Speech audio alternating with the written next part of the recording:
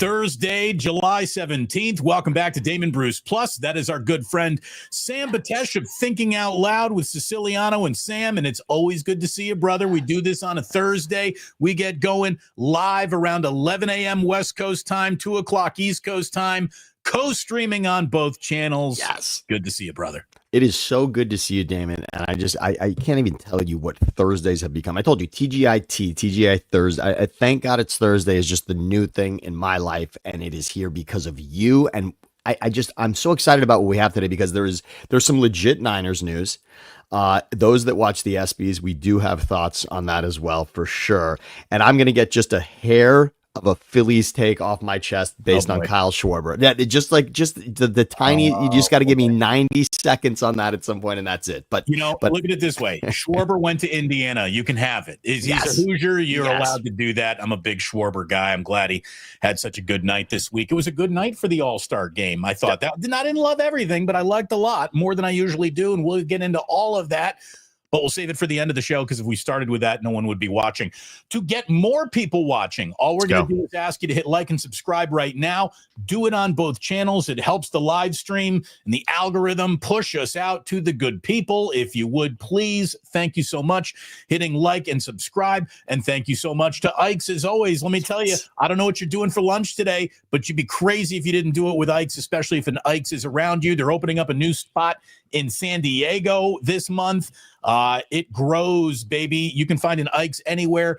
And don't just think about like Ike's, a sandwich for you, or Ike's catering for your office. Do it for a pool party. Do it for that kids party that's coming up. Ike's catering is the way to go when it comes to satisfying an awful lot of tastes all at once. You can do it at Ike's. Before you take that off the screen, before you take that beautiful image off the screen, I just want to say the flamingo floaty, me and another buddy of ours, Chris Morales, we at some point, we lived together and we had those floaties in the backyard. There's no pool in my backyard, as you know, Damon, you've been here, but we just had floaties in the backyard to celebrate really anything. We did it in the winter and in the summer, but Ike looks fantastic there. Look at him. The catering box is strong. That box, and again, those that haven't tried the Damon Bruce sandwich at Ike's, get it done.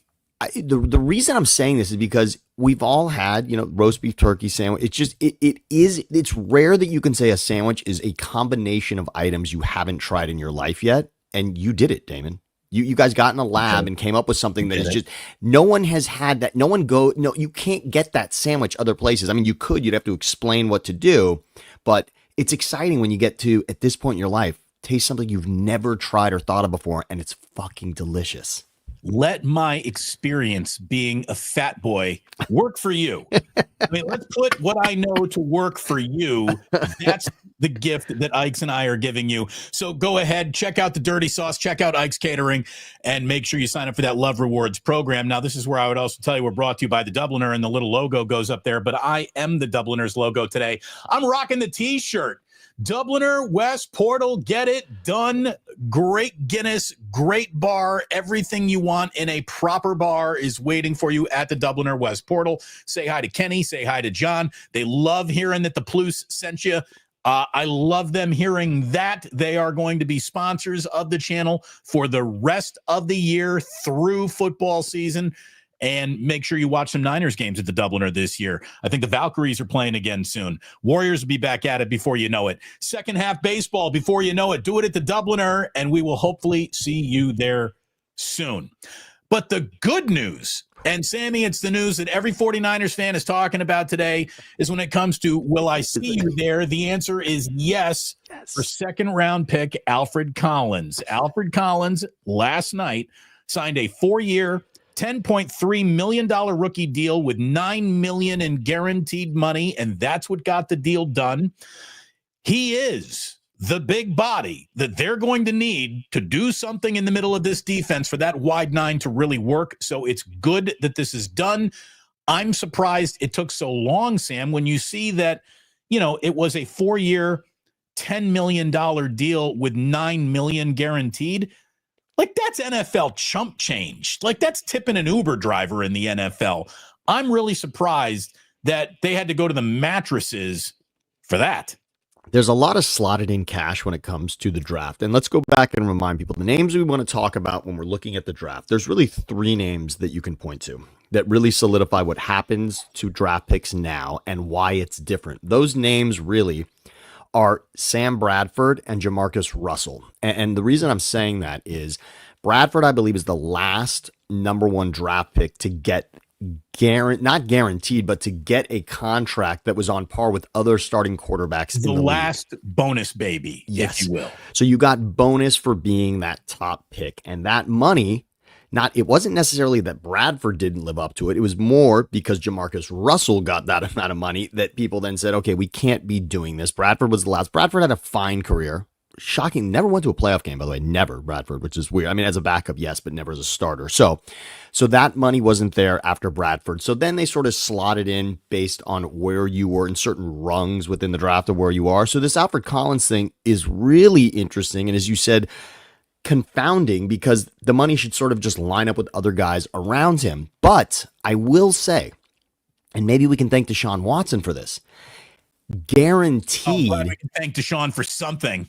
It's guaranteed money. Damon, obviously we all know that contract that Deshaun Watson received when he came back to the game, the Browns gave him this contract guaranteed. He was supposed to be, he's thought of at that time as a top 5, top 7 quarterback in the league. He gets that. The contract on its face didn't look that ridiculous until you read into it and realized, oh, wait a second, this is guaranteed money. So now the second round draft picks are all signing guaranteed money on their deals. And this holdup might have been in the fact that Alfred's deal is only 88% guaranteed and not 100% guaranteed.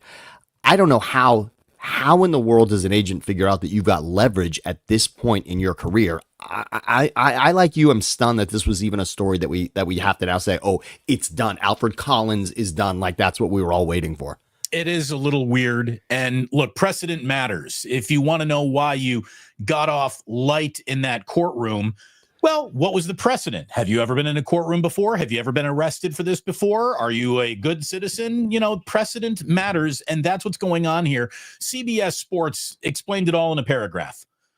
Early in May, the Texans gave their 34th pick, wide receiver Jaden Higgins, an unprecedented rookie deal by guaranteeing his full contract. Then the Browns followed suit by guaranteeing linebacker Carson Schweizinger, the number 33rd pick, his full contract as well. And then every single second round pick is then saying, well, then I want that. And so that's why only 2 second round picks had been signed before Alfred Collins became the third just last night. And there is now, expecting to be a domino effect here where you're going to see all these second round picks signing by next week. And it was because Collins took mostly all guaranteed dollars, which again now sets the precedent. You're not going to get the whole thing guaranteed, but how about 90% of it? Is that good? Does that feel right for you? And Colin says yes, and expect a whole bunch of second rounders and their agents to say yes to a very similar agreement that they'll be offered this week. And more importantly, shouldn't we talk about what Collins is going to be on the field for this team? I mean, there should be a little excitement. I know that you were measured from Japan with the first round draft pick from the Niners because at the time it did feel there were other names. I mean, the mock draft season gets us all thinking that a team should do something else. And then, of course, none of that matters. Months later, it doesn't matter. If this kid's making an impact for you, you just no longer care about where he was drafted. Ask Brock Purdy, right? I mean, at this point, and Jawan Jennings, who we're going to get to as well. I mean, you're a 7th and a 6th round draft pick. If you're making an impact on the field where you were drafted is irrelevant other than it's a cool story for those that think they're fringe being drafted and not. You can always point to that story. But Collins, it's really, is Collins going to have an impact? Okay, he's signed. He's here. This isn't Ashton Genty with the Raiders. Like, is he going to be there? Is he not? We know he's the focal point of the entire offense. Collins is going to be a piece of this Niners defense. And I would say this much. I don't think Niner fans were necessarily, I can't wait to see Alfred Collins on the field. I don't think it was at that level. Yeah, we all want to see the first and second round draft picks, but not that kind of hype around Alfred Collins. This is, will he fit? Will he make an immediate impact? Will he understand the playbook quickly? And that's what it comes down to for defensive players. They're either understanding the scheme early on or they're not. And that's going to determine whether he's making tackles on special teams or whether he's making real tackles at the goal line or on third downs week in and week out. I think he's going to play a big role in this year. He is the bulky size D tackle that they need for this defense to work. Robert Saleh, coach him up. He and CJ West are your new interior terrorizers. So hopefully they start terrorizing the NFL quickly, and how quickly these, young defensive linemen figure it out is going to walk hand in hand with what kind of start did the 49ers get off to this year. The last bit of business that they have to do, everyone's been wanting that smooth offseason, all things considered. This has been a very smooth offseason. Don't let this Alfred Collins thing, deter you too much from saying that this has been pretty smooth.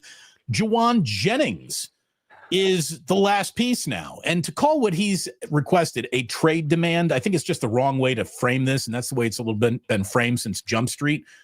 All Jawan Jennings wants is to make sure if some catastrophic injury happens to him this year, he has, no net to fall into. That's all he wants. And the 49ers should want to give him that, Sam. The 49ers should want to protect him. The 49ers should want to thank him for the job that he's done, for the role that is beyond the role I think they thought he was going to play. Circumstances dictate things, and circumstances have elevated Jawan up the depth chart as much as his own talent. So watch this done, I would think, by the weekend, and everybody in training camp next week. Let's do what most people around the league do, which is credit Howie Roseman when he's not even necessarily doing anything, but he does get credit because a lot of what he does has turned out right. This is called a sweetener. Can you vamp for a while real quick? Absolutely. Full screen here. I'll be right back. So what happens is, Howie Roseman, there was a sweetener in the deal for Saquon Barkley. All right. It kind of happened under the radar. No one knew that Saquon Barkley was looking for more money necessarily. And all of a sudden it comes out, the Eagles gave him a new contract based on what? Based on the fact that he's the offensive player of the year, based on the fact that he just ran for 2,000 yards, based on the fact that he ran for the most yards ever in the history of the game when you consider regular season and postseason combined. So they gave him more money because he played to that level and he deserved that money. And they did it without it ever hitting the headlines that Saquon Barkley wanted more money. He simply got it. Jawan Jennings is in that conversation, not Saquon Barkley. I understand he's not up for offensive player of the year, but when you look at within the 49ers offense in a season when, okay, maybe we're not that excited about what the 49ers offense did, but there are positives. And we look at positives from the 2024 season. It starts with Jawan Jennings, what you got there. Yeah, maybe what you think you have in Garendo now is also nice, but it's really Jennings. Go back to the first game against the Rams. Debo's out of that game, and it was a chance for Purdy and Jennings to prove that they could do something without other pieces around them. Jawan Jennings went Jerry Rice, Terrell Owens, 175 yards, 3 touchdowns. He was spectacular that day in that X slot position. And guess what? He did that again when Ayuk was out also. Jennings, if you go to PFF, and Damon, I'm glad you're back to hear this. Jawan Jennings last season, and I'm going to remind people, PFF is as analytical as you can get when it comes to football. PFF does an amazing job of breaking down the impact a player truly has within his team and in comparison to others at his position specifically throughout the league. Jawan Jennings for 2024 came in as the 13th ranked wide receiver, not the 13th ranked wide receiver 2, the 13th ranked wide receiver in all of football, according to PFF, for what he did on the field in 2024. That's worth more money because he was not being paid as a guy. His agent didn't show up in 2023 and say, all right, this is a top 15 receiver. They didn't know that. And it changes. And part of me wants to say, play your contract, shut the hell up. None of us are making that kind of money. You get paid what you get paid. And sometimes you're doing more work and sometimes you're doing less work. And right now he was doing more work in a season that saw Debo going down in games and Ayuk obviously going down for the majority of the season. But the other part of me says Jennings, as I predicted here, is going to be a massive impact player in this league. Jawan Jennings, and it comes down to fantasy football. I hate to say it, but people are going to take flyers on Jawan Jennings this year, and he is going to show up and win fantasy championships for people because he's going to have that he's going to have that kind of the role in the offense, Damon. That's it. It's just the simple fact. It's either Pearsall or Jennings, and right now I'm thinking more on Jennings. And if you're taking Debo Samuel out of this offense, considering what Purdy and Jennings have and have proven again and again, Jennings, I'm not saying Jennings is going to be drafted by fantasy draft in the first round. People are going to draft Jennings later. Again, taking a flyer, right? He's not on anyone's radar as the receiver they have to have, but people are going to have him on a roster. And all of a sudden, he's going to be a guy that every week, boom, you need Jennings in there. And he is going to make a huge difference for people that way. And of course, for the Niners. Jennings is going to be a volume receiver in terms of who else do they have to really throw the ball to. So he is going to get the opportunities. He doesn't have a robust group of teammates that he needs to beat out just to get those opportunities. They're going to come to him. I like Jennings as a player, but also it is a spread the ball around level of offense to where, 70 catches, 800 yards, 4 touchdowns is probably what it's going to be-ish for Jawan Jennings. So I don't know if he's and you won your fantasy league because of Jawan Jennings, but boy, he's important to the 49ers. Forget fantasy football, real football. He is very valuable to the 49ers. It'll be something I really believe is done before training camp and veterans get going next week. Another bathroom break, writes the postman in Capitol. Let me tell you, the real gift of getting older is the whole Joe Theismann peeing commercials that you've seen. But today was not that. Yesterday, earlier this week, I did have to take a leak in the middle of the show. Okay. Today was had to sign for it UPS delivery. Oh, okay. By 11. You probably didn't hear the door ring, but I did, and I had to go up there and sign it because Jillian's got like a big work item coming to her that needed signing for, and so I get that. Look, I play secretary. When I'm not playing trophy husband, I play secretary. Is it a better break than the corgi break we got last week? I don't know. I mean, that's up right. I mean, look, corgi break's important. We get Levi breaks at times. I mean, these things happen, and the urine break is also very important. And that's it. Damon and I are not wearing diapers. We could consider it, but yeah, I think it's important. It makes me relatable.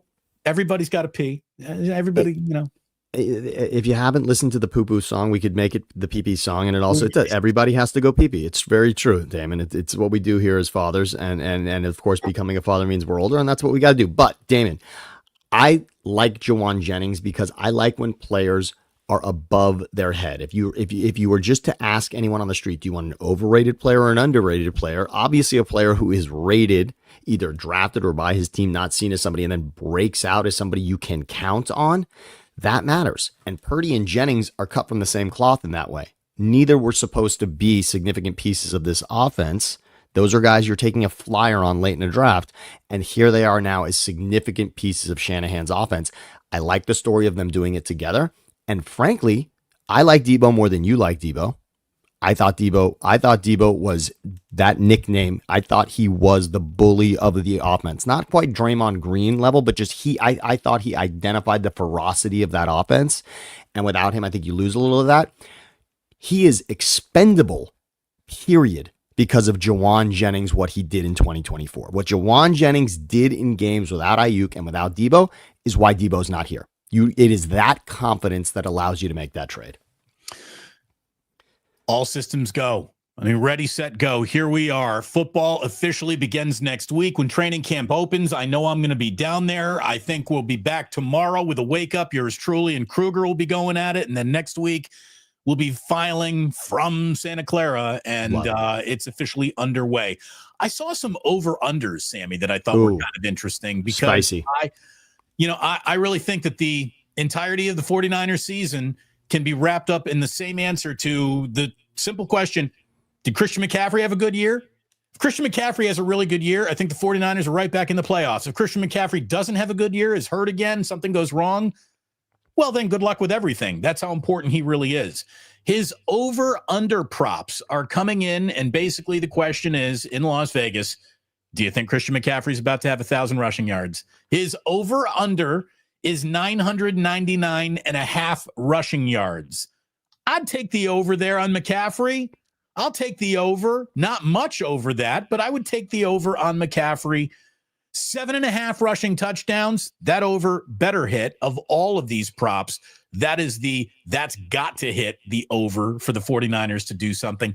60.5 receptions, 500.5 receiving yards. What do you think about those guesstimates for McCaffrey's season? Okay, the only one I like, and here's why. When I'm making a bet, I like as many things to be potentially hitting for me that are in my favor.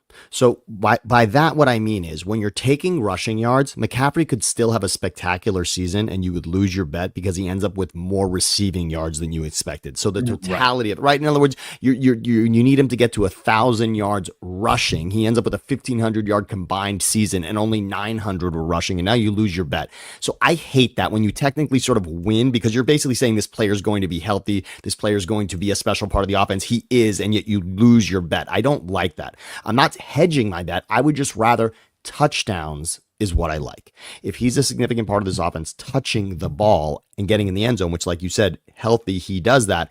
I like that much better. I don't like getting in the weeds on specifics there between the rushing or the receiving. I like either combined yards, Christian McCaffrey. So scrimmage yards I would take on an over-under, and I would take touchdowns. I like that a lot because what we don't know is what if they fall in love with Guerrero, right? What if there's just a big part of Guerrero eating up yardage in this attempt to keep right? They better fall in love with Guerrero. They better fall a little out of love with Christian McCaffrey when it's not a high leverage play in a game that's going to decide whether or not you win or lose. Less Christian McCaffrey is more Christian McCaffrey in the postseason. And that's the way the 49ers need to play this. And Kyle Shanahan needs to be broken of his CMC addiction. And he probably will be. There's no greater wake-up call, none, than not having that player. So not only do you have to get creative and now discover what you have in others, and we understand Mason is gone, and obviously this falls on Guerrero. And look, knowing Kyle Shanahan, Damon, there's a running back that you and I are not speaking about right now that will all of a sudden be on a waiver wire for fantasy football players in week 10 because Shanahan always likes to find another guy who can eat up yards and comes in and plays a role, right? There's going to be that. There's Guerrero won't be available 1 week. This will be sort of the handcuff to CMC. It'll be some other guy. Shanahan does a great job of discovering backs here and there that he can make a part of the mix, a part of the running back room. On Monday, Haywood Jablomi shows up and runs for 130 yards and 2 touchdowns. Exactly. And essentially Guerrero was that guy last year, right? I mean, that's and now here he is the guy that you might be leaning on. Should you take your time with McCaffrey or should, God forbid, something happens with McCaffrey? So if you're in love with Guerrero for yardage, right, all of a sudden, that's why the prop to me, I'd look at scrimmage. I just think it's a better, you've got some, now you can root for McCaffrey in all scenarios. That's all. I like when I have a ticket, I like rooting for that guy, right? And it's like, now I'm going to be pissed. He's catching the ball and running for 50 yards on a screen and I'm pissed. I mean, I'd rather be rooting for that. That's why I don't like taking the unders on game totals because now you're just rooting for a shitty game and no offense. And that's not fun. Sometimes you got to make the play that you believe in, but that's my least favorite play to make. By the way, just for you, Sammy, our resident Eagles fan. Yes. Would you like the Saquon Barkley props? In a comparison to McCaffrey, yes, because we've talked so much about them in the same sentence based on age and where they are now in their careers and what could happen for this season. Give me what Saquon's looking at. I'm going to be fading a lot of these, by the way, because it's tough to be great 2 years in a row. It's tough to produce like that 2 years in a row. And the history of 2000 is not good. Go back and look at the season after 2000. How'd you do after you went over 2000? The answer in the next year is didn't even come close to 2000. Yep. The over-under on rushing yards for Saquon Barkley is scary. 1,450 and a half, 1,450 and a half yards. I would hit the under on that for Saquon. I would think that Saquon's PCLs, MCLs, and ACLs would like to see the under come in on that as well. 10 and a half touchdowns, 40 and a half receptions, 300 and a half receiving yards. I actually like the receiving yard prop more than anything else because Barkley's going to go over 300 and a half receiving yards, I would think. 40 and a half catches, I would feel a lot better dabbling with either of those than the yardage or the touchdown total. Like you and I were talking about, Jalen Hurts is your touchdown vulture. Exactly. So much like I said about McCaffrey, you don't want to be rooting now against something. And now you're going to be rooting again, now that when the team is in the red zone, really in the 5 and closer, you're now going to be nitpicking things, which I hate doing. And remember this, with Saquon, it's really actually just a smarter bet to go under on touchdowns because of everything Saquon did in this incredible record-setting season from 2024. Touchdowns were stolen by Jalen Hurts, period. If they're at the 1.5 yard line or closer, where most teams are giving it to their featured back. This is Jalen Hurts pushing into the end zone. That rule lives to see another season. I can't imagine why would you know the way Sirianni is. Sirianni's going to love to prove it to the league. Here it's back and we're still just as dominant. You know they're going to be running that play the same way they were. And why wouldn't they? It works. That play works 90% of the time. You're going to run that play. And when they've gotten cute with it in the past, it really hasn't been great. It really hasn't. They actually, A.J. Brown dropped a great one they ran on a fourth down where they shot it out to him. But other than that, they like to just give it to Jalen and let him push. So the touchdowns is a tough one with Saquon. And I think 1,400 is a great number. And the reason it's that high, of course, is people are going to look at the number from this season and say, okay, even if he rushes for 500 yards less, he's still going to hit that. But I think you're right. It should be less than that. Yeah, that's an awful big ask 2 years in a row for any back. And I also think Sirianni's smart and he's going to spread it around. And you can't ask Saquon Barkley to wear the Superman's cape 2 years in a row. You just cannot. It's a good way to make sure that by the time next year rolls around, he is basically a pounded ball of clay with nothing left to offer anybody. No, the Eagles proved something, which was there was at least a little bit of an argument at the end of the season, week 18, should Saquon, right? Saquon at that point was 100 yards from breaking the O.J. Simpson record. And instead, the team just decided, you know what, we're not going for it. We could, and we're not. They decided to sit him. And what? There was really at that point, you could argue, well, this season has to end in one of two things. If you're not going for a record like that and you're that close, then the season has to end with a Super Bowl championship, because then the argument becomes, well, was it all worth it? Well, obviously, ask any Eagles fan, was it all worth it? It was. Absolutely. And of course, the extra carrot was Saquon is in the history books because if you combine regular season and postseason, he ran for the most yards in the history of the game. So they did it all. Him in there somehow, some way by making up a category just for him. Son of a bitch. Anyways, it is great to have you here, everyone. Hit like and subscribe no matter who you're putting your over-unders on. Bet on both the Plus and Thinking Out Loud to have you ready for good content all football season long. By the way, speaking of content, 49ers fan says, the last few times I've watched a DB video, when the Acorn ads come on, it completely freezes the video. Wow. I've seen that too. On my phone right over here, wow. I have our video up just to make sure it's all going right. And, you know, it's all, and there are certain pop-up ads that the video does not come back after the pop-up ad is over. YouTube, get your shit together. Come on. Let's go, YouTube. Get it together. But yeah, I've noticed that too. 49er fan. We got the Teach and Morgan Hill saying me too. Yeah. Right. Watch out for acorns. Watch out for acorns. And Postman says it as well. There you go. Postman. He's all over it. I gotta say. Oh, wait, hold on. That's not Postman. Here you go, Postman. Oh, there you go, Postman. Yeah, I don't know. YouTube is sucked all week. Rough week on the tube, I guess. But yeah, sorry that's happening. Just shut it down and open it back up. Thank you so much. I'm sorry it's inconvenient. We never want to inconvenience you. No. At all. It is that dead time of the year, the slowest sports week, the slowest 2 days of the sports year were yesterday and today. No baseball, no basketball, except for maybe summer league, which is really wound down in a lot of places. So there are 2 days where you're just like thumb twiddling and people are coming up with, all right, well, how do we get somebody to click on this or click on that and blah, blah, blah. Well, everyone loves a fucking list. So here we go. Are you ready, Sammy? Here is the list we will deal with today. We'll keep it 49ers, then we'll work broader throughout the NFL.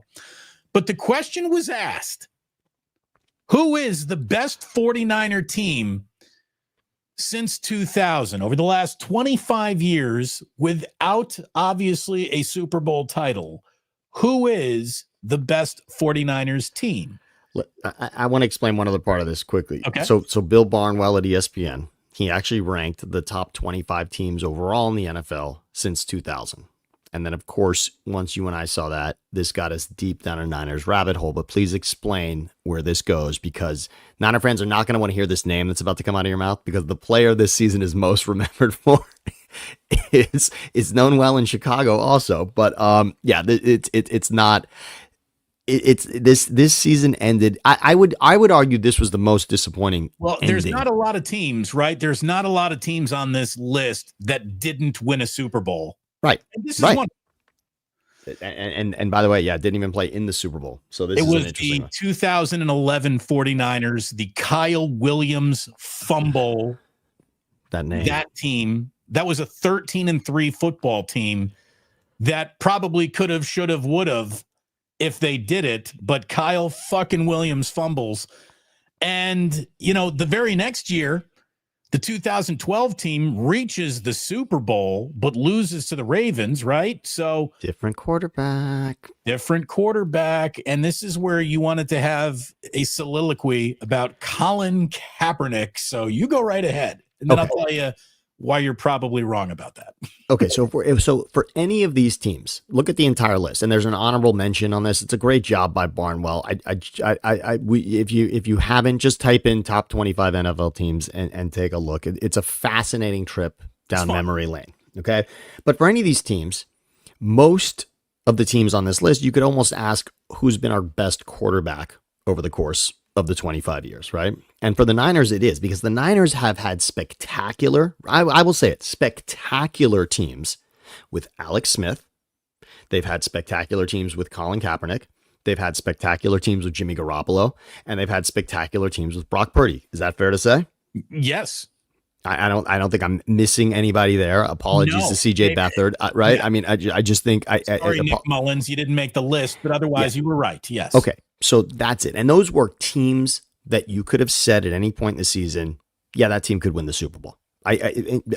Any one of those, because also defensively, every team I just mentioned, even though I'm talking quarterback, those teams I just mentioned defensively were also special, different, unique, and serious contenders. The 2011 team, as good as it was, and as much as the Kyle Williams thing, and I had forgotten Kyle Williams muffed 2 punts in that game. I forgot that. Yes, he muffed in, because I remember in overtime, I had forgotten that in the fourth quarter he muffed one as well, which is just reprehensible. And obviously Kenny Williams in Chicago got a lot of flack for that as well, because that's his son. They went after the dad. They did. They really did. But as awful as that, and that ending was just brutal. I also want to remind people that in 2011, as much as you want to blame Kyle Williams, I'm not going to blame Alex Smith necessarily, but the offense, did the Niners have 4 possessions in that overtime? If you go back, Damon, I swear it was an ugly. Eli Manning had possessions. Alex Smith had possessions, multiple possessions. And this is with the old overtime rules.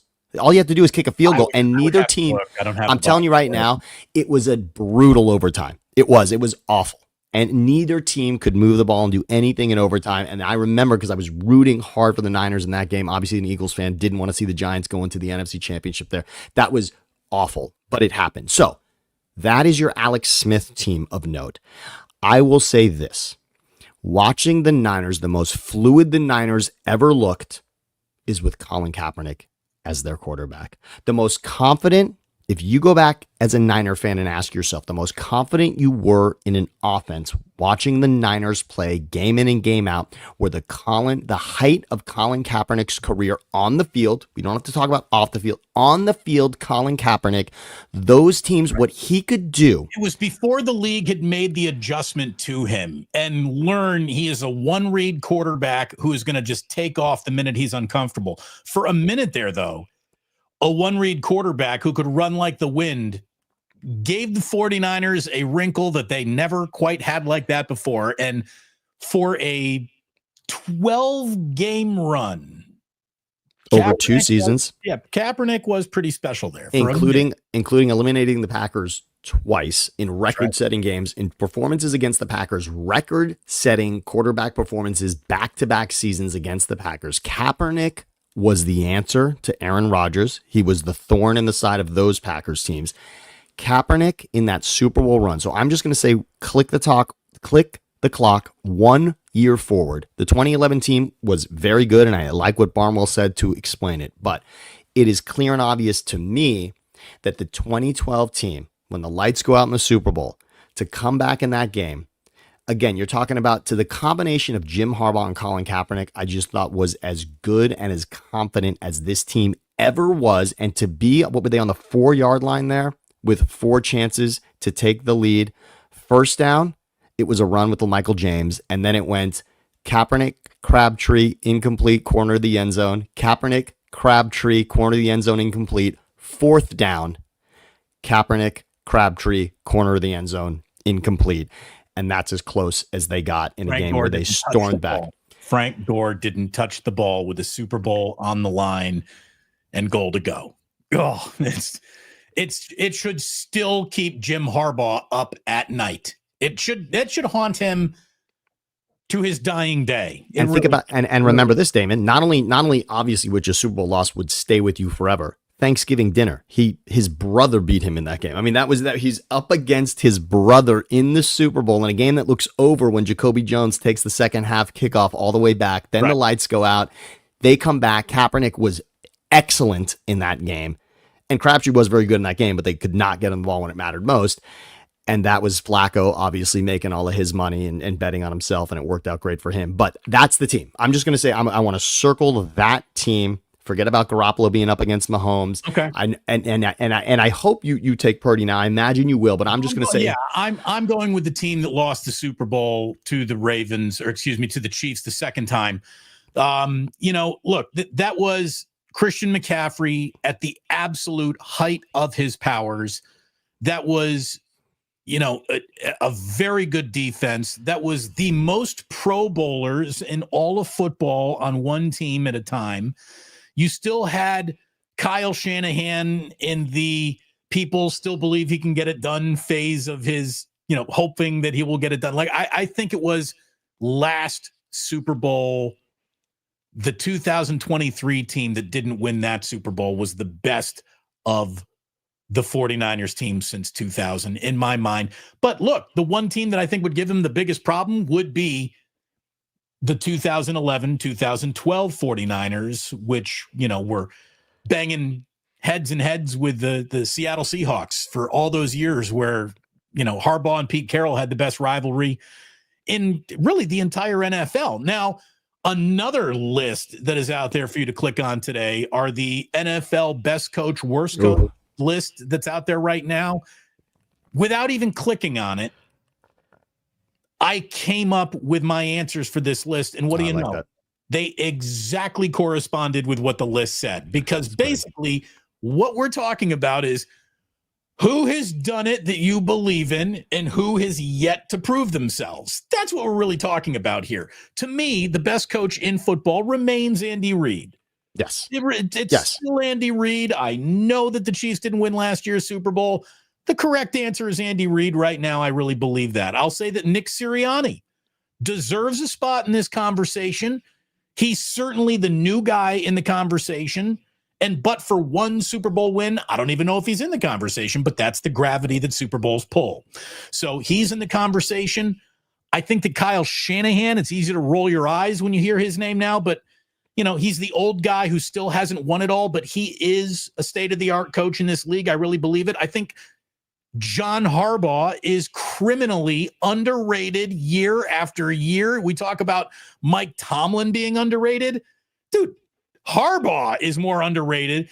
And for some reason, even though he beat his brother, he lives in his brother's shadow because Jim is such a spectacular asshole. And Harbaugh's easy to ignore, John Harbaugh, when he's standing right in front of you. And Jim Harbaugh is impossible to ignore when he's standing right in front of you. And then, so those are my best in the league with Sean McVay, Dan Campbell, and Pete Carroll. Let's see what he does. I'm telling you, Pete Carroll is the real freaking deal. So I still got him on the list, and the worst are all the haven't shown it to us yet. Your Brian Schottenheimers in Dallas and your Kellen Moore in New Orleans. He hasn't shown us anything yet. I'll even say, with all the excitement that's in Chicago around Ben Johnson right now, Ben Johnson hasn't done shit as an NFL head coach and should not be on any list other than the we don't know yet list. So I got him among the worst head coaches because he's unproven.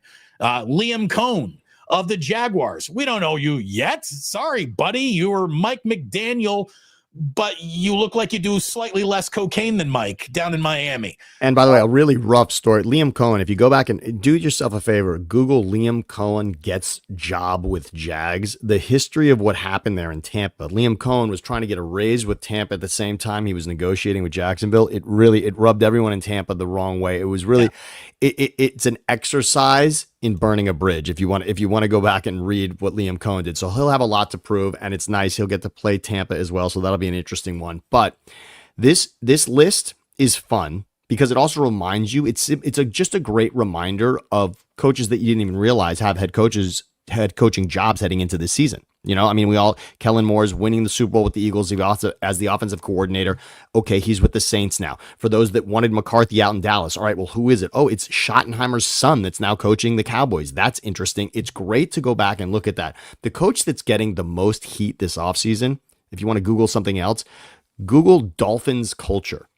That's a coach that's taking heat right now. Mike McDaniel right now is getting major heat because apparently the players that are coming out of Miami and going other places are telling stories about the fact that Miami does not run things the right way. So Mike McDaniel, who used to be a darling, he was in the McVay and Shanahan conversation, is now, a year after freezing his ass off in the playoffs and losing, and that was sort of the last sniff we got at the Dolphins really contending.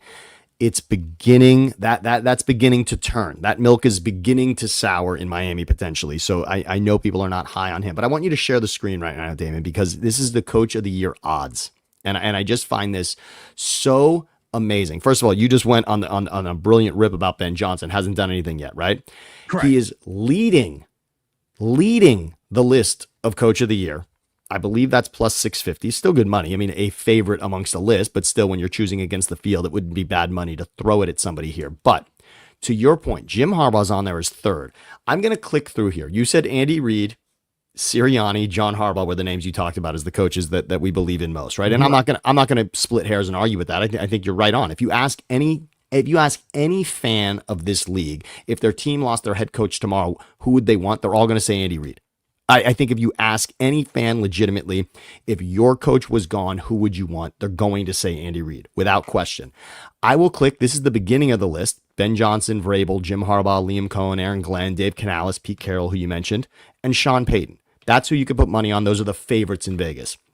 I'm going to click through to the end. This is hilarious. This is what Vegas thinks of the conversation we just had. Here we are now going to the last page, all right? These are all tied for last. The odds are plus 5,000.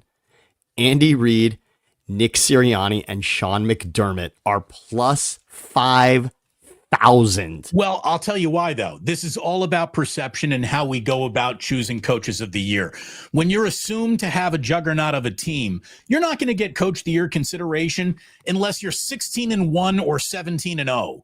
And I would argue 17-0 really is what it would have to be. And I think Andy Reid wins it at 17-0 if he can do it, and they very well could. They damn near could have last year. But Andy Reid, I would say if you have $50 that is just burning a hole in your pocket, why not throw it at Andy Reid, Coach of the Year? Because a lot of people, I think this is the chance, because Damon, it's a regular season award, but don't you think people will have a little bit of, oh, Andy did it again, or Andy bounced back? The way the last taste in our mouth of the Chiefs is obviously them getting smashed by the Eagles. I think you could get voters this season saying, wow, Andy did it again. Andy sort of proved us wrong. We're all ready to say that someone else is going to take that division from them, or someone else is going to take over the power in the AFC. If they lead the AFC again in the regular season, I could see Andy getting a sniff. Sammy, I'm going to have you take people through the list a little bit, because now I do have to take a leak. I'm sorry to do this. Look, this is all right. Freaking the damn prostate is killing me. I'll be right back. It's all right. Damon, I am going to go through the list because of another guy you talked about. So here we go. Look at this. So now Damon mentioned also John Harbaugh. Look at John Harbaugh at plus 4,000. This is the kind of disrespect these coaches get, and I don't understand it. I would love to put money on a proven commodity like Andy Reid or John Harbaugh. Now, again, Harbaugh would have to get the 1 seed, but again, that's something the Ravens don't do every season. So that is an interesting one. Remember that if the Ravens end up with the 1 seed, John Harbaugh for the regular season could be considered Coach of the Year. And again, throw $50 at Andy Reid. You don't want to throw $100 at it? That's fine. You throw $50 at Andy Reid, that's a $2,500 winning ticket. Imagine the confidence all season of knowing the Chiefs are in first place, and you've got an Andy Reid Coach of the Year ticket. That's the way to go through it. I'm with Damon. I think the best coaches in this league are exactly as he said it. Andy Reid, Nick Sirianni, and John Harbaugh. I will say on this list, if you're looking at the first, and I'm going to give Gino Bisconte, I also am on a podcast with Gino Bisconte. He is a great tout that has been making money on football bets over the last 2 decades. And Gino looked at this list, and sure, he might be a Chargers fan, but He puts his money where his mouth is. He loves Jim Harbaugh here as coach of the year. The difference is, much like I said about Andy Reid, for Jim Harbaugh to win this, plus 1,300, not a bad bet. But the only way Jim Harbaugh wins coach of the year is if he outduels Andy Reid in the regular season. If the Chargers win the AFC West, frankly, if Pete Carroll wins the AFC West also, that, by the way, that is how either one of those coaches wins coach of the year. If Sean Payton, the AFC West, he better be the unanimous coach of the year. You're right. But look, by the way, there are 3 coaches on this first page from the AFC West, and yet Andy Reid's on the last page, right? Because that goes to show you, if any of these 3 coaches outduels Andy Reid for that division, they're winning coach of the year, period. That is in stone. That will happen. So if you have anything to say about the AFC West that you think it's not going to be the Chiefs, then throw some money at that. But the list is great. Again, the list is I don't, you don't have to take shots at the guys that are brand new, because I guess we just, let them kind of go ahead and put their shoe in their mouth eventually. But for now, they're improving commodities. I understand why Ben Johnson's getting a lot of hype with what Detroit has done, but it's really if you think a team that didn't make the playoffs last year is going to this season, that's generally how that goes. Coach of the year generally goes that route. So if you think Steichen and the Colts are going to figure it out with Anthony Richardson or Daniel Jones and make it to the playoffs, that's a ticket for Steichen to ultimately win coach of the year as well. By the way, we've got almost 120 people in the room. We don't even have 50 likes yet. Oh, come on. It's so easy. You're right there. Just all you got to do is hit thumbs up. It's really easy. It costs you nothing. No one's offered any supers today. So, just hit like, hit subscribe. It's free. It's easy. Thank you. It helps the algorithm embrace us. And now that I'm done taking leaks, we got a show for you. And I will say, Joe Sullivan had a good comment there also, Damon, if you want to put it up, in regards to best coaches. And I think it's worth talking about. And for those that haven't yet, and Damon, if you haven't either, he's talking about Detroit, going to be an interesting watch, Joe Sullivan in the comments. For those that haven't watched, Joe Sullivan, Detroit is going to be interesting to watch. I'm looking at here, but I'll just say it anyway. That's a great point, Joe. Well, here's Detroit, Joe and smash that like button. Yes, let's go, Joe. I love that. And Joe says Detroit's going to be interesting to watch, and I agree. Dan Campbell is the kind of coach that you want to see win coach of the year because of what he says. Damon, I know you got a drop coming for Dan Campbell as well, but Dan Campbell is the kind of guy that says crazy shit and backs it up. And his team, if you have one ass cheek and 3 toes, I will beat your ass. Don't you want that? Don't you want him to win coach of the year? And for those that Damon, give me one more. Well, the thing is, though, I just think that he's basically out of the conversation before you can even get in it. Or you could say, because everyone feels that way, all the Lions need to do is win 10 games and he'll get consideration. He lost his offensive and defensive coordinator throughout the history of football. A division winner who loses both coordinators does not come back with a very good year the next year. So we're about to find out an awful lot about Dan Campbell. And if the Lions do have a good year, he will kind of be singularly the reason why in terms of voters. So maybe there is some Dan Campbell little juice there. Yeah. And for those that aren't doing it right now, the great series, Quarterback on Netflix. Do yourself a favor and watch that. It's Goff, it's Burrow, and it's Kirk Cousins, and it's just a tremendous watch. You're never going to like Joe Burrow more in your life to watch that, but also there's good Dan Campbell and Goff moments throughout it. Okay. You're going to, it's, I mean, if you like football, again, you love that position, quarterback, and this is just taking you into the life of 3 very well-known quarterbacks. I think you'll love it. You know what had me totally sold on Joe Burrow is my kind of guy. His last year at LSU, his last game when he comes out with the BURREUX. Awesome. That's when I'm like, this guy gets it. He understands how to really get a fan base behind him. That was fantastic. And remember, Damon, we are smart enough, old enough to know college football when players actually had to be there for 2 and 3 seasons, and they really get ingrained into a community. I mean, Burrow is basically a guy who's trying to make it at Ohio State, then transfer portal over to LSU and becomes that and embraces that and runs what will go down without question as arguably the greatest college football offense of all time, but certainly at LSU. But I mean, when you look at Chase and Burrow and what they did there and Higgins, I mean, that is such a special team, what they did, what Chase and Burrow did. Unreal. By the way, I speak of a lack of supers, and what do you know? People start answering the bell. Thank you.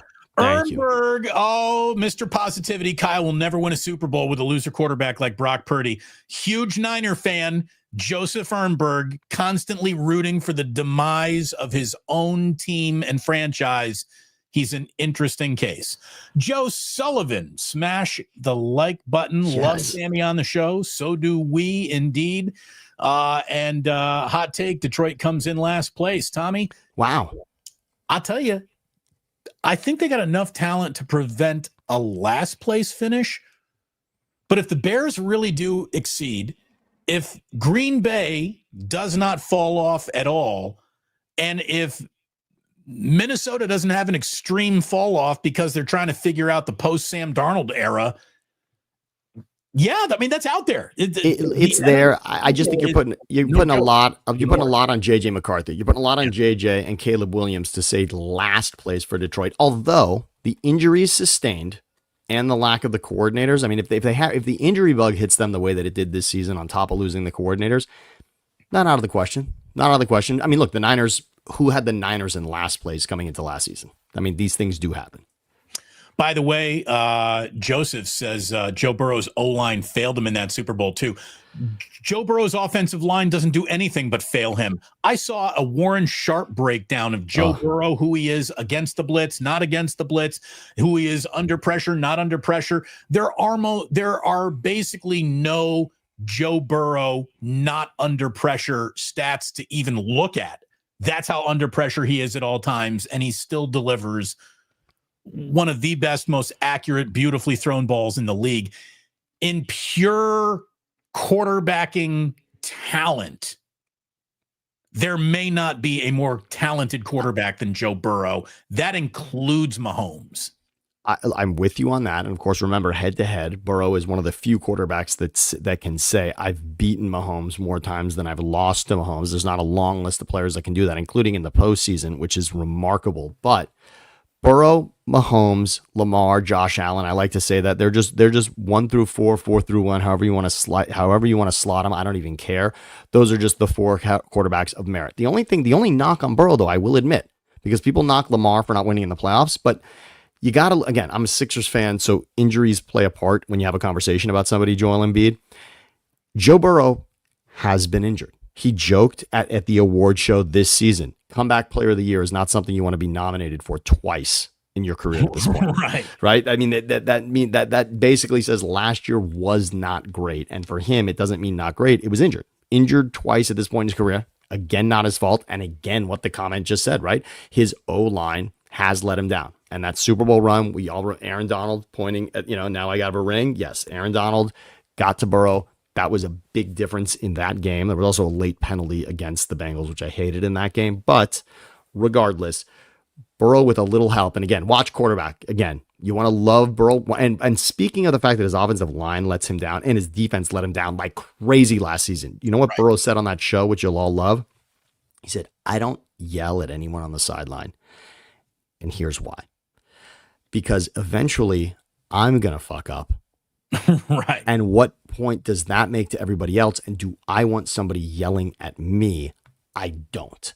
So you can tell Burrow just swallows whatever's happening in a game and just looks at the offense and says, let's go do it. He picks everybody else up and just says, all right, let's go do it now. And last season, they had to do that numerous times where they thought they had a game in the bag.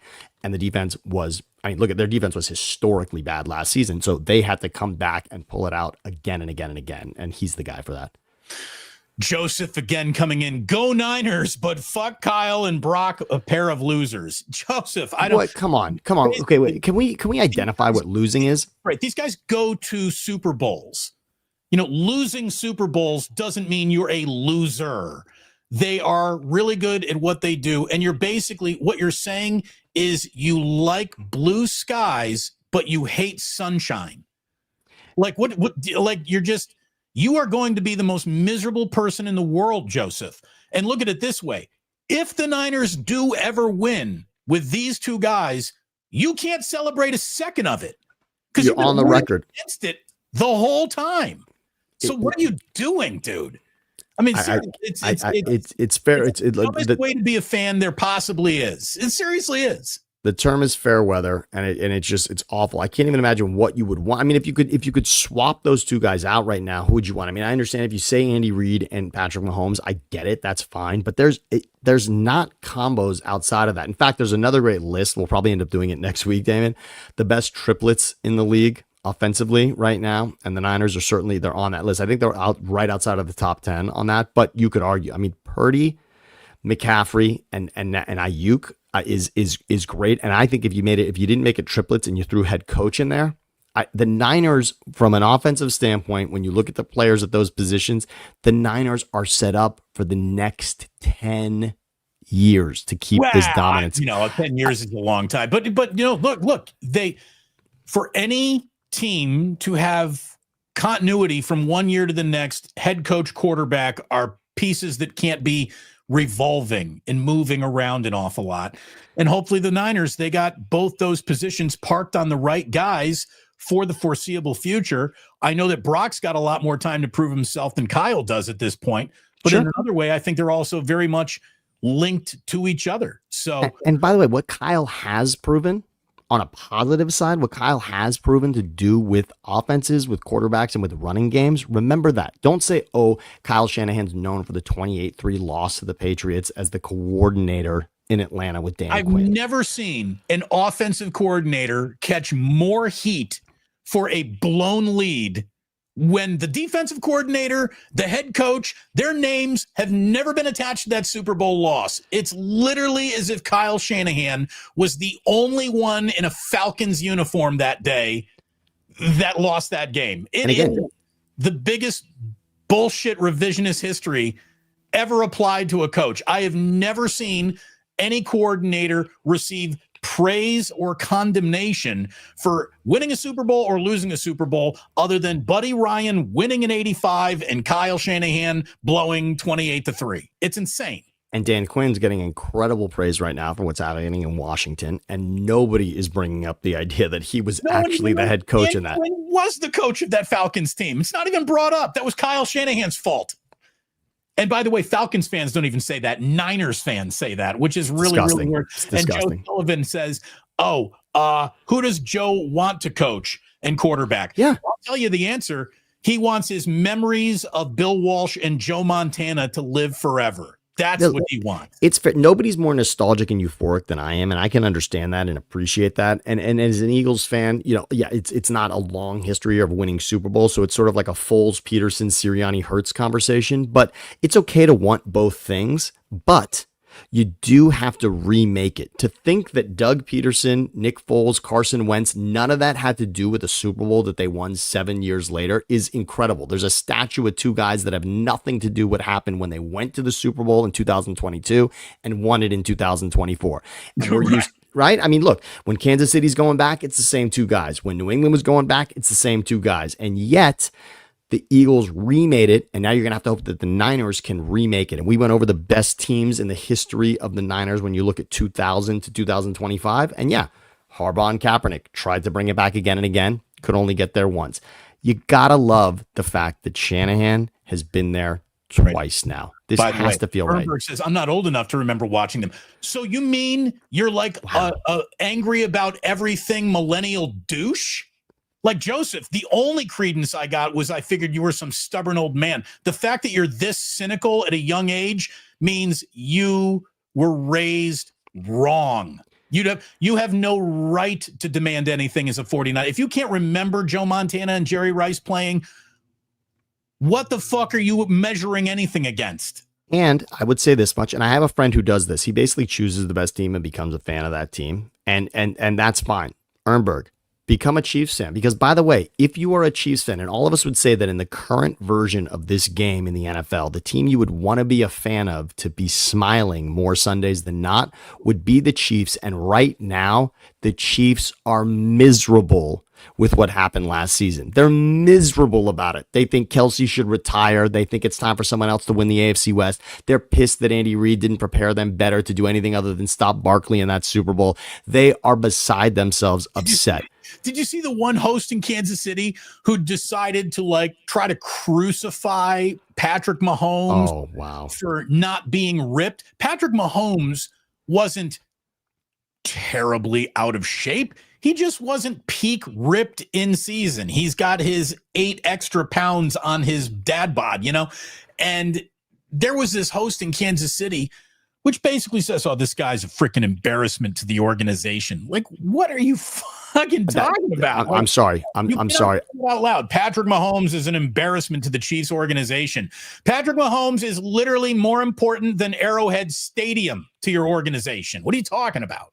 Patrick Mahomes, I'm not going to say deserves no criticism ever. But again, if you want to know what Patrick Mahomes does to get ready for games, I talked about it earlier, the quarterback season, when you get there on Netflix and you start watching Goff and Burrow and Cousins, the first season has Mahomes in it.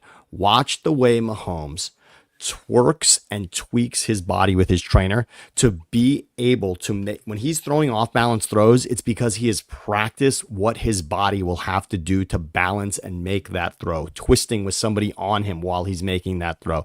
It's so awesome to see what Mahomes does. If you are wondering why he looks like Gumby out there making plays, it's because he prepared that way during the offseason.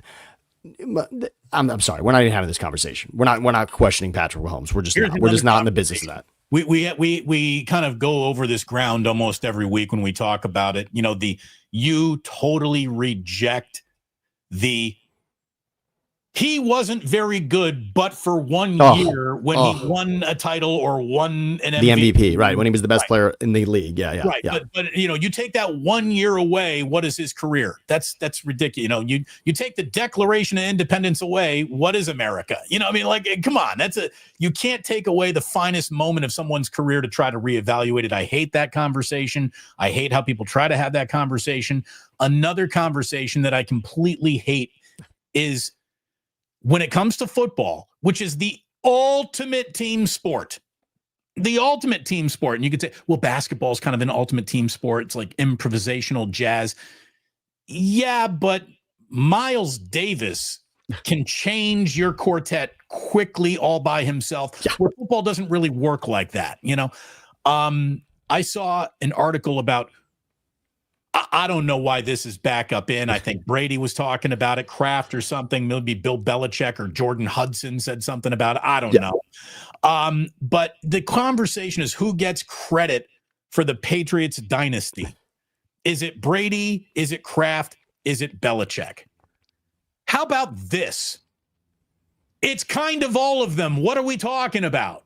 Seriously, what are we talking about? Who gets credit?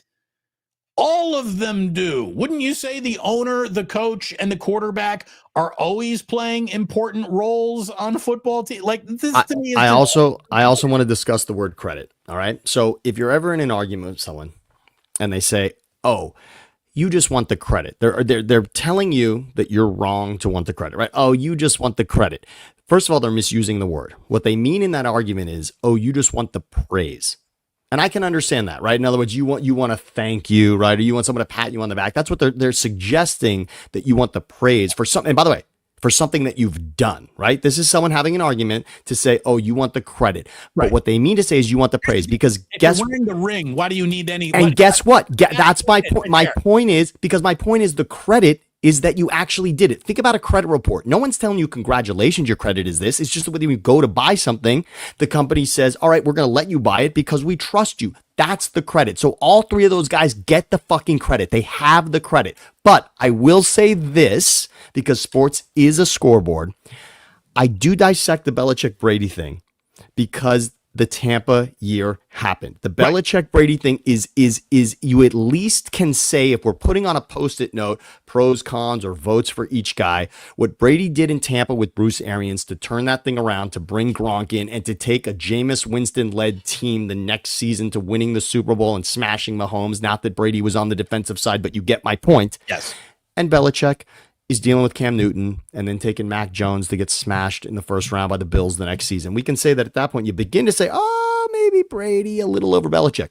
First of all, Kraft paid for the whole fucking thing. So you want to talk about credit? None of it truly officially happens. The guy that signs every fucking check is a pretty important. There's a great line in Boogie Nights where the producer of the films is getting introduced, and Burt Reynolds says he's a pretty important part of the process. Yeah, he's the most important part of the process. He's paying for the whole thing. So right. Yes, Robert Kraft deserves the credit, but if you want to argue for Belichick, so that's what happened. Kraft was asked really about the hiring of Belichick. Why didn't he hire him immediately? That was the question, right? Because Belichick was there with Parcells. He could have just hired from within and made Belichick the coach. Instead, it becomes Pete Carroll, and then Belichick has to come back with telling the Jets to fuck off and then going to New England. That's okay. That's that whole history. But Kraft says, yeah, I wanted Carroll in there. So there's a little bit of, oh, wow, maybe Kraft screwed up there. Really? He eventually hired Belichick to be his head coach and eventually drafted Tom Brady. And eventually the three of them got it all done together. I'm with you, Damon. It's hard to complain about the timeline, how it comes out when the results are historically positive throughout the entire thing. One might argue that it was done perfectly, even with the swing and the miss early on. Like that, You're right. They figured it out. I heard a story yesterday. What happened was Kraft originally wanted Carroll in there because he wanted a quote. This was on NFL radio yesterday on Sirius XM. He wanted a three-headed monster to make decisions. He wanted there to be sort of an ownership, a football, and a personnel. That's what he wanted. He wanted three people making the decision. So when he brought Carroll in, Carroll didn't have all of the control the way when he brought Belichick in. He eventually just gave all of the control to Belichick. So they figured it out. Parcells in the whole, if they want to cook the meal, let them buy the groceries thing, right? So Parcells was running everything. Kraft kind of said, okay, I don't want to do it again that way. And he knew Belichick would, so he didn't give him. And then when he was ready to do it that way, he brings Belichick in, and who gives a shit, because the history on that is unbelievable. And they're all just having amazing Shane Gillis jokes at the ESPYs about Bill Belichick. Good for you. You're dating somebody that's 50 years younger than you, and that's what happens when you win 6 Super Bowls. And frankly, that's the truth. Yeah, without a doubt. Without a doubt. You get to fuck in a whole different bedroom than the rest of us. And that is, it's good to be king. There's no other way to say it. It's good to be king. So look, when it comes to who gets the most credit, like you said, we sort of ran the experiment broken up a little bit. And look, Tom Brady gets the ultimate bragging rights here. He did the ultimate thing without the other two guys involved. And the other two guys don't have nearly the level of success without the quarterback involved. But if we're being completely honest, and we really wanted to do it, even though any good organization starts from the top down, the truth is you can have a terrible owner, and if they just get out of the way and write the checks, they will have done a good job. The player is always the most responsible, followed by the coach putting the player in the best position, followed by the owner who just writes the checks. So if we're being honest, we know what the pecking order is, but there's no reason to even bring it up, because it was a glorious moment in which everyone was at the peak of their powers, and no one should be looking for more credit than the other. Like, true leadership is wanting to share the credit. That's what real leadership looks like. And the fact that each one of those guys is trying to say, no, I was most responsible, it does not make much sense to me, because all of them know that they wouldn't have been able to do it without the others, except for Tom Brady, who really went and did it without the others. But his coaches and his teammates and that owner all meant something to him down in Tampa. Yeah. He chose to go to that situation and not another one. Anyway, we're rolling along here. What do we got? We got one more super. This is coming from Ryan. Thank you, Ryan, who's putting 20 in the ganja jar. I like your takes, but was Kyle not an integral part of 3 Super Bowl losses by his decision-making, play calling, and understanding of overtime rules? Kyle's a good coach, but until he wins the Super Bowl, the criticism is fair. I will say that it was fair to say Phil Mickelson is the best golfer who has yet to win a major until he won it. Then he did. And then he did.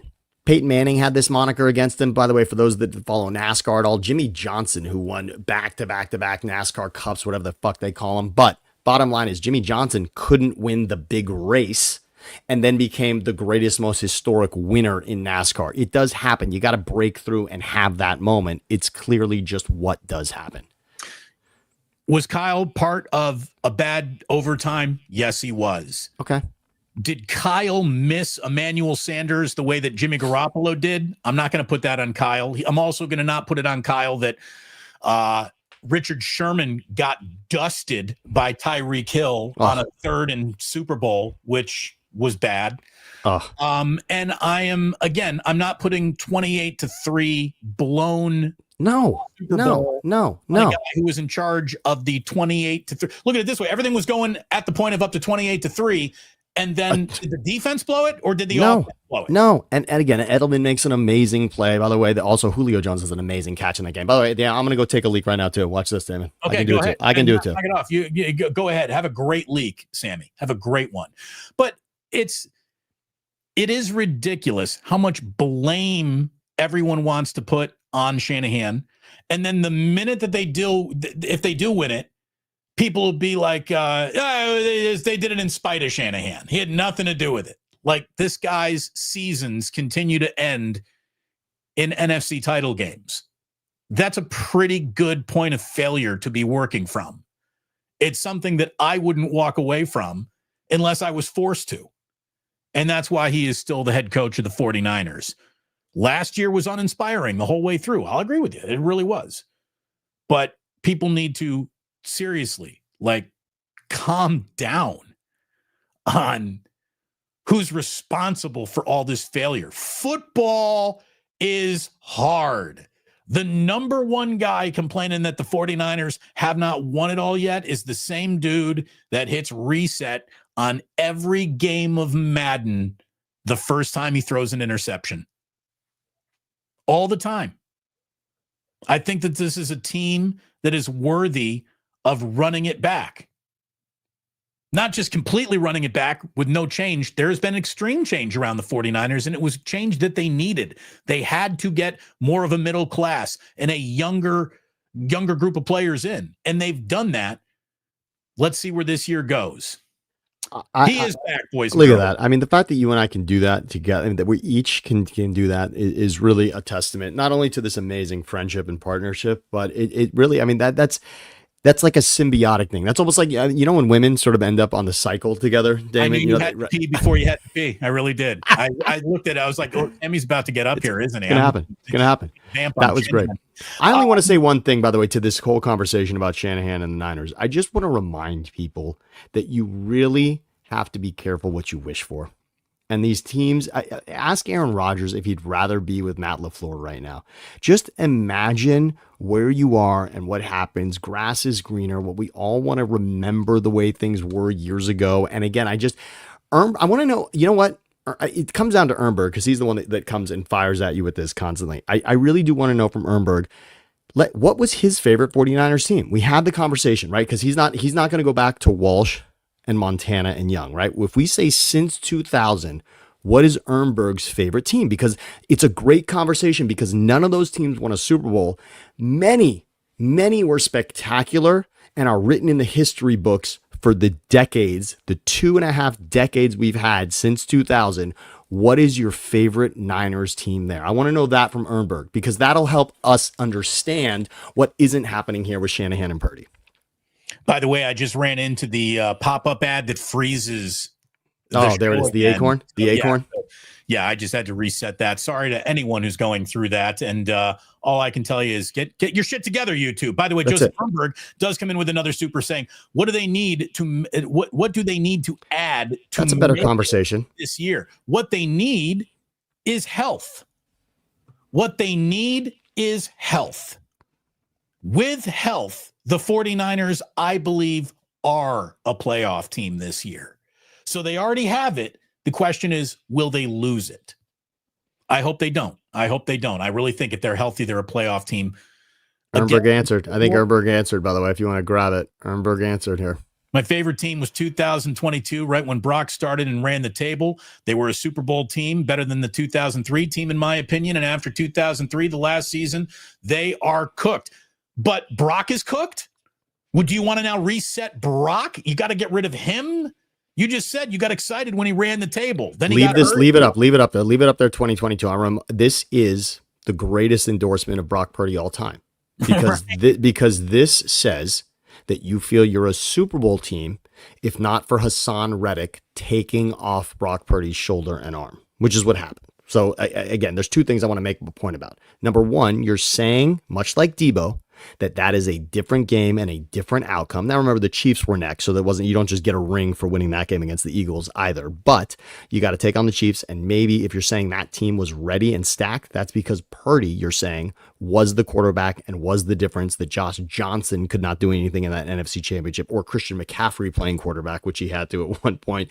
That got ugly, but it got ugly for that reason. The other point I want to make as a proud Eagles fan is, don't rewrite history and tell me that Brock Purdy was injured. Remember, he wasn't injured coming into that game.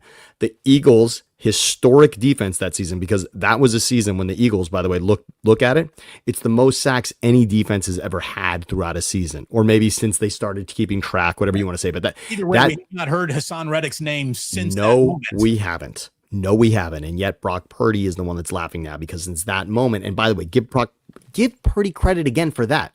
This is a quarterback who got hurt in this part of his body. Is that important for the quarterback? Is that important? Is this region here? Are shoulders and arms important when you're playing quarterback? And he's been in the Super Bowl since that moment. I thank you, Arnberg. Thank you. It was a trap. It was a trap. It was going to be difficult for you to answer that in a way that we wouldn't call it out. But you are essentially saying that you love Purdy and Shanahan because that team could have won the Super Bowl in your eyes. I don't love the ESPYs. My streak of never watching the ESPYs has run the gamut of every ESPYs that has ever been shown. Outside of opening monologues and a highlight or two, I know nothing about the ESPYs. I couldn't tell you who was a single award winner other than the year where they gave Female Athlete of the Year to Caitlyn Jenner, which is still just patently offensive in all ways of looking at it. And that's not a commentary on the trans community as much as it is a commentary of how ridiculous that award was. So this is the Female Athlete of the Year because she had a conversation with Barbara Walters. Fuck off. That's just straight up. I was friends with Bruce Jenner for a while. I mean, I don't know that he'd consider me a friend, but I was close to Bruce Jenner for a while. He came in and did radio for us at Fox Sports Radio. He filled in for an entire week once for Tony Bruno, I remember. And he was a tremendous dude, and what a life and what an Olympian. And when it comes to the ESPYs, Damon, I want to say this much. I don't think I have watched an entire ESPYs either, but you just hit something on the head. The monologue, and especially in today's day and age where you can just cut up what you want and everything is distributed in small portions for everybody, the monologue is really all you need. I have one commentary about the awards and one commentary about Shane Gillis, who presented. I'd like all of you to go find on YouTube just the 10, 12 minutes of Shane Gillis. I thought it was written incredibly well. I thought he took massive chances and swings, and you were the one that got me to go back and do it. It was your comment about one of his jokes about Caitlin Clark, which got me to say, oh, wait, that's right. It's the guy I love on the show Tires that I now need to watch at the ESPYs. And it is worth all of your time. 12 minutes of your time, go check out everything that Shane Gillis did to talk about this country, the president, the WNBA, everything. He took a shot at nearly everything. Everything and everyone. Like if it was Ricky Gervais Golden Globes. It was at that. I really thought it was at that level. Damon. It was if you think I'm here to play nice with a network that's striving for political correctness and landing everything gently about marginalized conversations, fuck off. I'm here to burn it down. And I do respect that. That is the Gillis brand, if you will. And I'm a fan of it. I like unafraid comedians. I always have. I saw one of the things he did last night, and this probably really pissed off the WNBA, is there was a very attractive, athletic black woman in the crowd. And he's like, ladies and gentlemen, we have WNBA All-Star Brittany Jennings here. And he points at her and the whole crowd is like this. And he's like, actually, that's just my buddy's wife. It just shows you how little you all know about the WNBA. And so that was awesome. And then the line that was just unbelievable. And this is where the internet's going to give a little fake outrage here.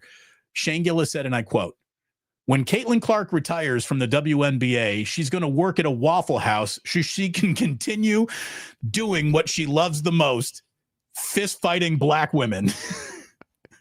That was hysterical. It was supposed to be edgy and offensive. And all I can tell you is if you were offended by that, you are probably a starting small forward in the WNBA, you jokeless, humorless asshole. They knew who to pan to in the crowd. It was really smart, Damon. I don't know if ESPN, wanted to get the outrageous face, right? Like I'm not going to laugh at that. Or if when they wanted to laugh though, they knew to go to McAfee. It was the McAfee cam was on standby because they knew McAfee would be giving genuine laughter to everything Gillis said. So this is the ultimate trying to find the other thing of when Caitlyn Jenner got the damn female, and then you had Brett Favre like what? It was Gillis did a nice job. You could even tell he was even nervous at the beginning. You could see that he was reading everything. He was clearly involved in the writing of all of it. And you could tell he was not nervous in the delivery, but probably nervous in the idea that he knew at that point that he was stepping into pissing off a room full of people. It's because when you're a stand-up comedian, you're not necessarily ripping the people directly in the crowd. You're more ripping a generalization of a group of people, right? The idea that he was now in a room ripping the people that were in that room, I think he understood the gravity of that in the moment. And a couple of times he was very self-deferential to say, yeah, they let me keep that one in there. I knew that one wasn't going to land. Yeah, that one didn't hit all week. He did a great job of coming back to that to make it a little human in the idea that could we all picture ourselves up there trying to do that? And he nailed it. I mean, just for those that do yourself a favor, watch Tires, which is a show on Netflix that Shane Gillis stars in. You'll love it. He is incredibly funny and he does take chances. He did a very, very nice job of spreading it around also. I don't think nobody felt safe within that, and that was the right thing to do. My favorite thing about just the way that society is walking now is compared to what it was. Like I hate any element of we're going to joke around, we're going to have fun, we might laugh at you at your expense is now being classified as the death of woke. I saw like the fact that Dave Portnoy and Barstool are going to be heavily involved now with Fox. It just shows you that the pendulum has so swung back to being politically incorrect that you can say. So let me tell you, at the risk of getting political here, the fact that woke became a word for anyone in which to put their complaints inside of this empty vessel. I'm going to use the term woke to complain about anything and everything that has a racial connotation to the original idea of woke was never explained well. So leave it to a 50-year-old white man to give you the single most perfect definition of woke you'll ever hear in your fucking life. Don't sleep on a 50-year-old white guy who's going gray. We know shit. Here is the definition of woke as it should have been, and then we saw everybody exploit it. We all know the saying, walk a mile in that man's shoes. All woke was the question, how did he get those shoes to begin with? That's what it was. That thought process is a noble thought process and exercise for anyone to go through. The fact that it was so counter-used, though, against any reasonable thought as to, okay, so this guy's life circumstances come from what exactly, and how are my life circumstances the dividing factor from the life I lived and the life you've lived? That's all it was. It got co-opted and spun in a million different directions. And again, any movement that has no clear definition or leader is designed to fail eventually. And let me give credit to one thing, Damon, here. I'm going to give credit to what we're doing right now on YouTube. I think the popularity of YouTube and faces and voices on YouTube that I'm not going to say that are uncensored, but that are just bold enough to say and do what they want. And maybe we'll give credit here to McAfee. I'll use him again. And credit to ESPN for doing this as well. Because what ESPN did in having Shane Gillis host that show, and frankly, in having Pat McAfee host a show Monday through Friday, and then in now Fox going after Portnoy the way that they have, this shows that the bold opinion is popular amongst the audience. And that, and by the way, people that are paid millions of dollars to decide who they want to pay millions of dollars for to entertain a group of people, those are the people that understand that being bold and being different and not being safe at times eventually is going to get us all paid. And that's all that happened. It is paying people on YouTube who aren't under contract with anyone other than just saying, if you watch me, I'm going to make money from that. So that started, and McAfee gained incredible fame there. And then ESPN says, all right, we're going to take a chance and put something on that we used to say is maybe beyond the line for us. They take that chance, they do it. And frankly, Shane Gillis was a doubling down of that. Because guess what? They knew everything that was in that teleprompter for Gillis last night, and somebody somewhere signed off and said, all right, that's right at the line, but we're okay with it. And that is why we're talking about it right now. And the ESPYs has legs beyond what just happened in the moment during that award show, because ESPN took a chance that maybe in the past they wouldn't have. I thought it was a bold move. And frankly, it was an entertaining moment because it was essentially a Netflix special for a Shane Gillis 10-minute stand-up routine. And that's frankly what it should have been. To be offended by someone's words is proof that you were raised by weak people. I've always thought that. To be offended by what someone says means you are mentally weaker than the other person sitting next to you. Like, I just believe that in my heart of hearts. I don't care what offends you. Just because you are offended by something doesn't mean that you are superior to the person who isn't offended by it.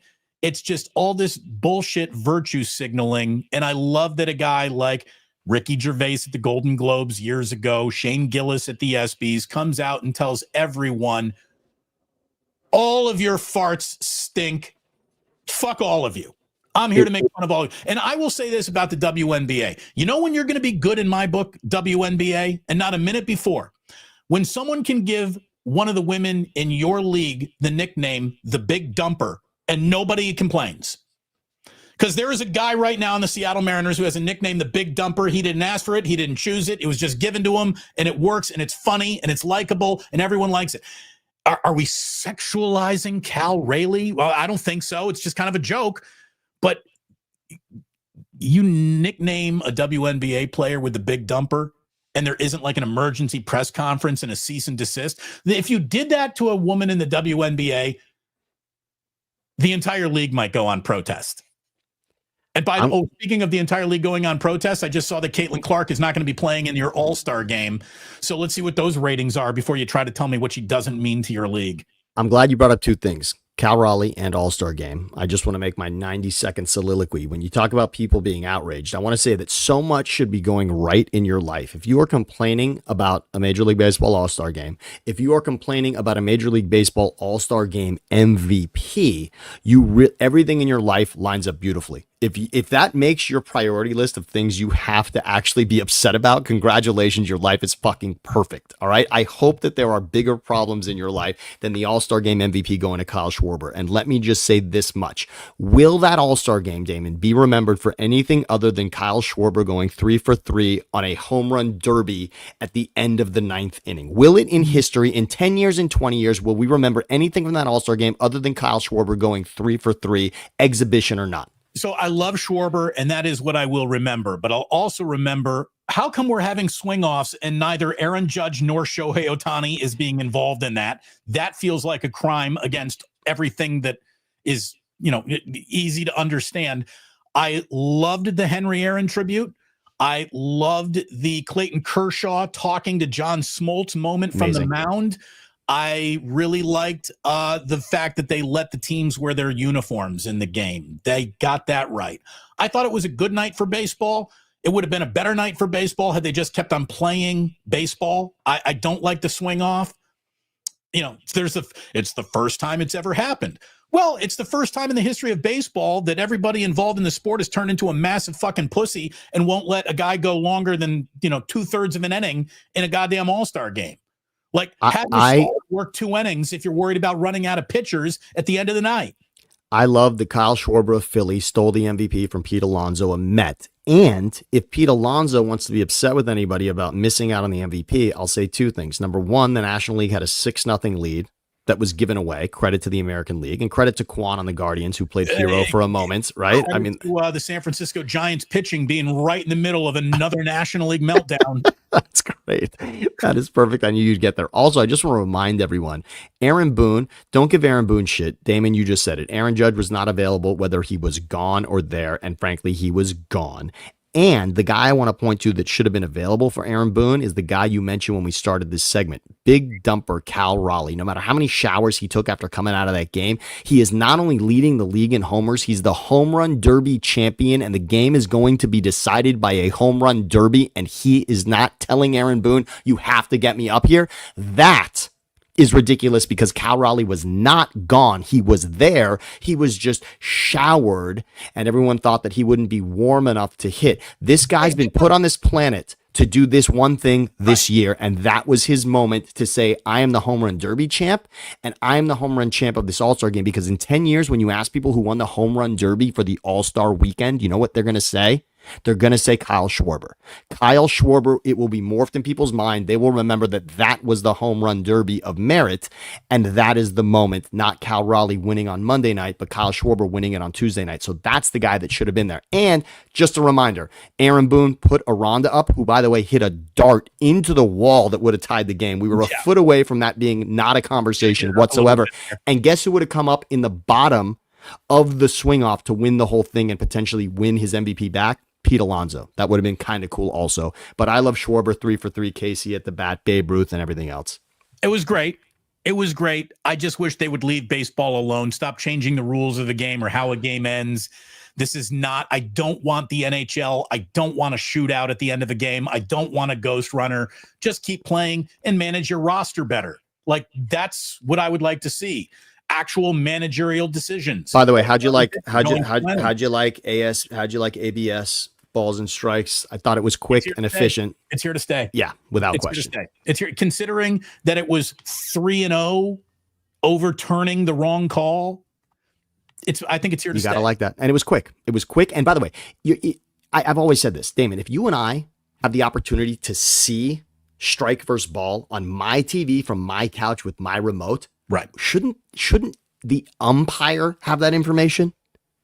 Shouldn't the umpire have the ability to say, oh, it is a strike? I mean, you're wearing glasses right now. Frankly, for everyone out there, I should be wearing glasses right now. I mean, if it helps us do something better, why not give it to us? Right. The reason why Sam doesn't wear his glasses on the show is because they're thick framed and colored, and I always call him Sammy Jesse Raphael whenever he wears them.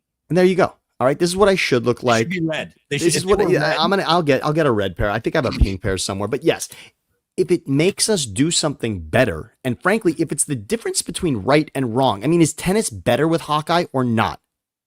I was talking to JT the Brick yesterday. He said, really, you want a 70-year-old woman out there looking down the line on one knee to tell me if a ball was in or out when we have a fucking satellite that can tell us specifically whether it touched the white mark or not? That's it. That's what you want. That's what technology is. Use it.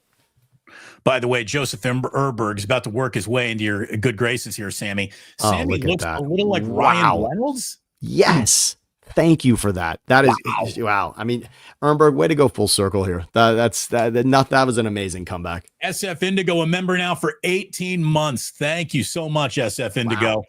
I kind of want Caitlin Clark to take Ice Cube's offer and leave the WNBA for the Big Three. If she did, you'd hear an awful lot less about this next collective bargaining agreement. I'll tell you that right now. WNBA, don't go overstepping. You're on the launching pad of turning your league profitable. Don't go demanding massive salaries in a league that is yet to turn a profit. I don't care what these franchise values are. The Valkyries ain't actually worth $500 million. This is all funny money and bullshit.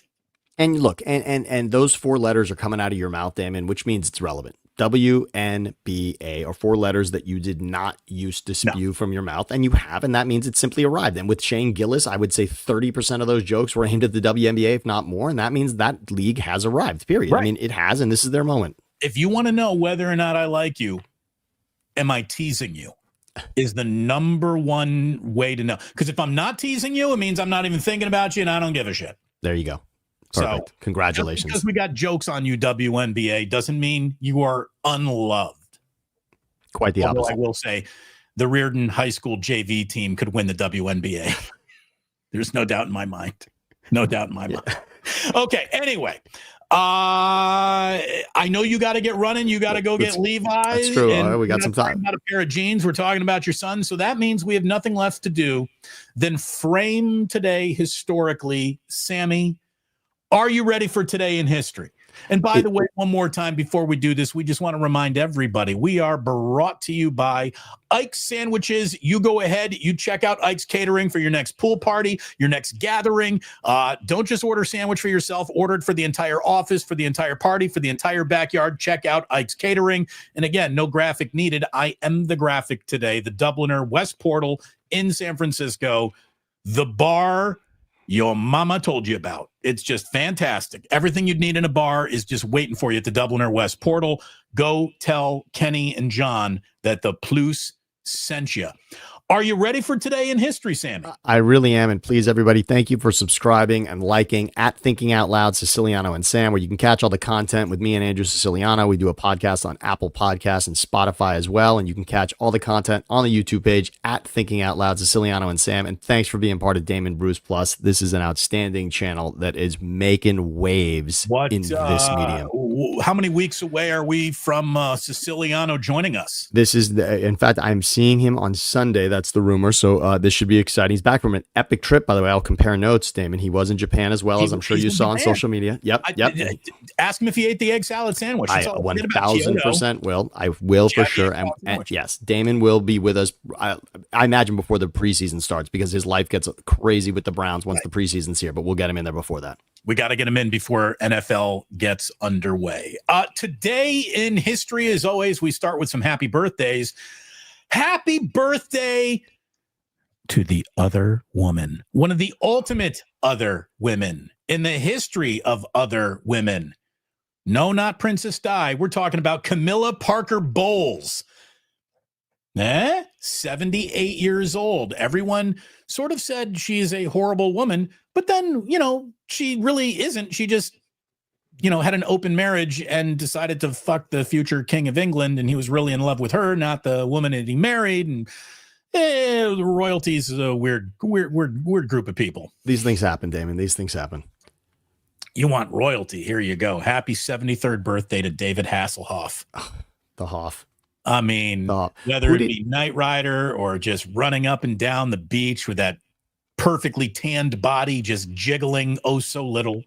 David or the drunk hamburger on YouTube, which is still a good video if you haven't checked it out. Video to watch, man. That's you want to talk about what's rock bottom look like? Big rough. Mac off the bathroom floor is pretty much what it looks like. It's just not great. But who didn't want Kit the car, by the way, from Knight Rider? I mean, who didn't want the car that talked? The Kit is an unbelievable. Even when you hit Universal Studios now, it's still cool to see Kit there. I mean, as outdated as that technology seems. I want to see the little red bar bouncing on the front over the license plate. That was so freaking cool. Great.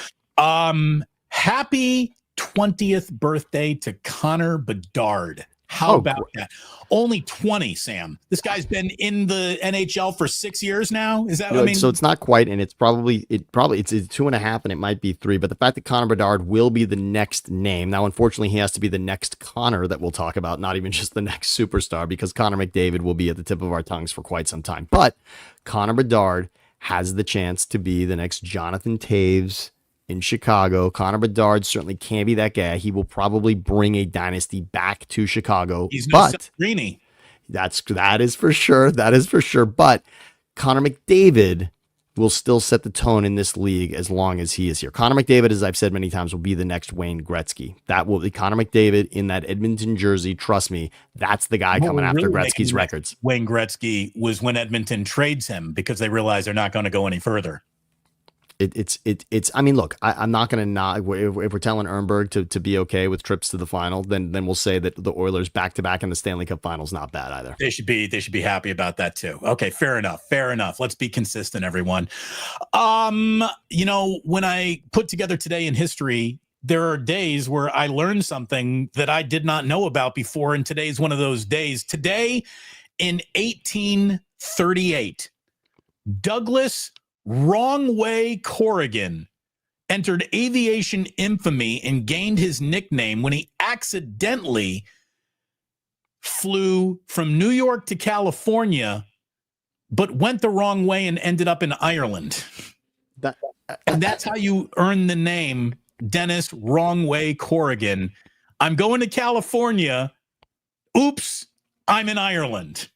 Look, the GPS is difficult to really comprehend. And in 1838, you can imagine the lack of assistance that he had with that. But that he had a window, right? And at some point when you're flying over the country, going to California, and you realize, half an hour into this trip, I'm over an ocean. That's not that's not America beneath me. That's not land. That's a body of water. Am I going the right way? That's a large lake. That is a large lake that I've been flying over for a while. But you know what? He landed and he got to live with that nickname, which is great, because that story could have ended much differently.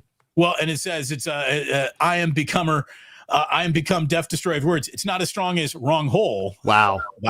That's it is a family show, kids. It is a family show. And I'll just answer this for Sammy.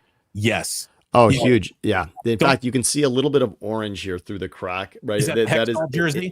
So I'll bring the Hextall out next time. That is a Broad Street Bullies t-shirt that can hang over here instead of Shohei and Judge in my corner. But yes, no, not only that, Flyers, as Damon knows, is my truest passion. I mean, obviously the Eagles right now, who wouldn't be excited, but should the Flyers ever get back to the Stanley Cup final as they were in 2010, I am a different person when the Flyers are relevant, and they have been quite irrelevant in the last 5 years, but that gets my juices going like nothing else. Today in 1902, an American mechanical engineer named Willis Carrier completed drawings for what would become the first modern air conditioner, which they started really producing in Syracuse, New York, which is why Syracuse played in the Carrier Dome for all those years. Did you know that? Wow, I didn't at all. That is a great piece of sports history, which is really just American history and technological history. That is a beautiful story. Isn't that great? Yeah. By the way, today in 1918, the Carpathia, which was the ocean liner that came and rescued all the people out of the water when the Titanic went down. Oh, wow. The Carpathia ended up doing time and was sunk by a German U-boat today during World War I in 1918 after picking up the rescued survivors of the Titanic in 1912. So Carpathia, way to get it done. Way to give yourself in service for the greater good. And the only story better than that is the one told by Robert Shaw in Jaws about the USS Indianapolis going down, right, with the sharks plucking people out of the water. That's the only more terrifying story than the one you're telling. 1,472 men went into the water. 402 came out, but we delivered the bomb. Unreal. What a scene. It's the best. By the way, Jaws is celebrating its 50-year anniversary. It's still a monster. And please do. Yes. Today in 1955, Walt Disney opened Disneyland in Anaheim, California. There you go. The amusement park to redefine amusement parks forever. Disneyland. Happy birthday today in 1955. You cannot be down there for more than 20 minutes without someone saying, this all used to be orange groves. It's a tremendous place, though. They say it's the happiest place on earth. And if you have a child or feel like a child at all yourself, go to Disneyland and just let that kind of wash over you. If you grew up with any of those characters in any way, it is. I don't need to sell Disneyland here, but it is. You become a child. The most cynical of people. We could take Ernberg to Disneyland and he would have a good time. He would. He'd even be like, "Hey, how come Brock and Kyle aren't here to enjoy it today?" Too? Exactly. Yeah. Here are if Disneyland is a big moment in recapturing your childhood, we wrap up today in history with two seminal moments in our adulthood. Today in 1984, the national drinking age changed from 18 to 21. So today in 84, can you imagine if your birthday was July 18th, 1984, you're like, tomorrow I turn 18. I'm going to no. And they're like, no, you got 3 more years, buddy. You got 3 more years. You missed it by a day. You can vote. You cannot drink. Right. You can go to war. You can die for your country. You cannot drink. There you go. National drinking age going from 18 to 21. I'm going to tell you right now, you could lower it to 18. I don't think 18-year-olds even drink anymore. So there's no desire to. It is generation weed gummy out there, and I don't know how much anyone's even drinking. And if you do, get to the Dubliner; they'll take care of you. Damon, have you ever put one of those Zin packs in your mouth? The little you've seen the synthetic like dip pack packs. So the wrong girl. So the synthetic dip packs is something, right? Okay, and this one is just nicotine. It has no tobacco in it. It is just the nicotine. If you want to spin around and vomit within 5 minutes, I suggest you put one of those in your mouth. It is awful. I used to dip an awful lot. I used to chew an awful lot. And since El Stroco Loco, I have yet to put another dip back in my mouth. The only cold turkey that I've ever quit in my life was dipping tobacco after my stroke. So I'll be avoiding the Zin pack as much as I'm trying to stay away from all fast food post-stroke in my life. It is so, I'm so glad we can thank my cousin Joe for introducing the Zin pack to me, but I will not be dipping in my future. Don't dip. Don't do it, kids. Speaking of a seminal moment, though, reaching adulthood, today in 1987, Robocop came out. Robocop. There probably wasn't a more hyped movie of my childhood, of the R-rated movie that every kid wanted to watch. It was Robocop. It was Predator. It was Commando. Those were the R-rated movies that you begged your dad, let me see this. It's only R-rated because of the violence. It's not going to be much nudity. It's not going to be sexual situations. It's just overly violent. When Robocop runs through the guy who gets put into the vat of toxic waste and he just disintegrates. That is still a meme in numerous text chains I have. That image is still sent to friends of mine whenever we talk about something exploding or fireworks or anything. It is that guy getting blown up on the windshield of a car that is our favorite to this day. Peter Weller. Yeah, we haven't seen much of Peter since then. Nope. 49ers Red Zone says, when I dip, you dip, we dip. Yeah, don't dip anymore, everybody. Don't want to do that. News. And there it is. And yes, we're discussing the classics, Gabriel. Where's the Martin Scorsese meme? Cinema. Robocop. Robocop. I'd buy that for a dollar. That's, oh my God, good times. Robocop is terrifying. It is. I mean, if you hit Robocop at an age where you're not quite ready, that movie will resonate and give you nightmares because it is. There are images from that movie that stick with me to this day. Good times. Good times about Robocop. You had Kurtwood Smith playing the villain before he reaches dad in That 70s Show status. Is there a greater range in the history of acting? I don't know that there is. It's right there. It's got to be right around there. Great range on display throughout today's entire show. We started with 49ers, Alfred Collins. We worked our way right through Shane Gillis and the sinking of the Carpathia. I mean, we covered it all, baby. Shane Gillis, WNBA, jokes, woke, everything covered. Bad list, good list, who gets credit for what. It was all discussed today, and that's because Sammy stopped on by. It's always a pleasure, my friend. Thank you so very much. I love this moment. Favorite part of my week without question. Thank you. Always good. I love the Sammy shows. We do too, Joe. We absolutely do. Thank you very, very much for tuning in. And please do remember that sports don't build character. They reveal it. And like that, they're gone.